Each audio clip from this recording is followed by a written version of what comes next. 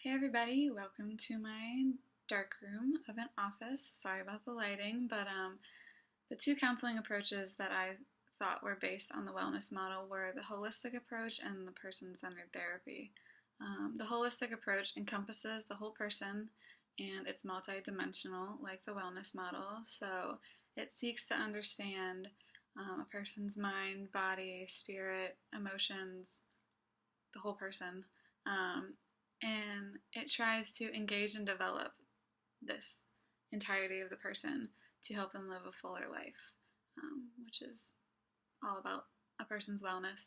And then person centered is all about personal growth in all aspects of someone's life. And so the counselor wants them to pursue what is most important to them so that they live a fuller life and figure out what's best for them in therapy. So that could be physically, mentally, emotionally, spiritually, anything like that. And it focuses on self actualization and building one's self concept.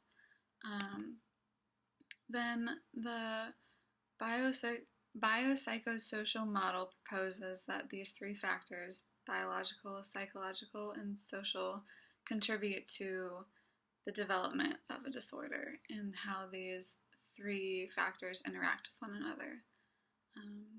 So I thought this model could be helpful for our profession because it works to uncover problems in all aspects of a person's life, and it takes into account, genetics, psychological issues or problems, and then one's environment. And as we've learned, all three of these factors contribute to the onset of disorders or anything like that. And so I feel like you have to take into account the whole person to understand fully what they're going through. So by finding out, how these factors are interacting with one another, that could help with treatment and assessment of each individual. And obviously, each person is unique, so these would change with each client you have.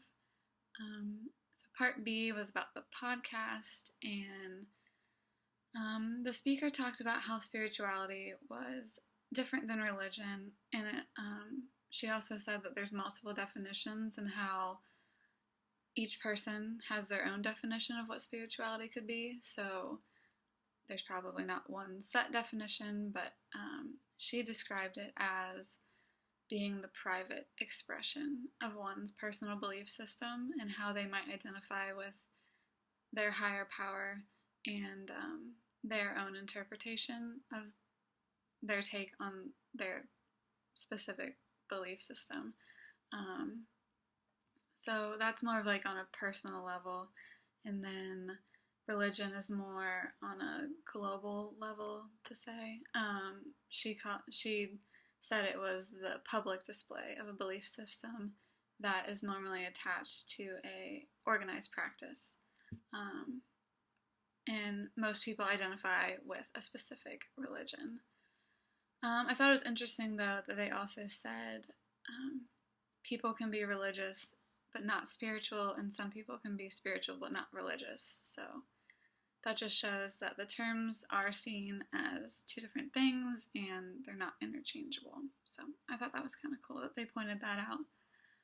The issue that they spoke about in regards to the rural areas and people seeking out counseling for these two type of issues was the lack of support in these communities in regards to spirituality and religion.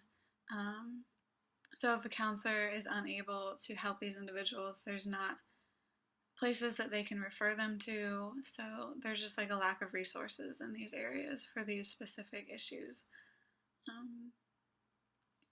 But I do think it's really important for counselors to be able to talk about these religious and spiritual issues because those are two huge parts of people's lives.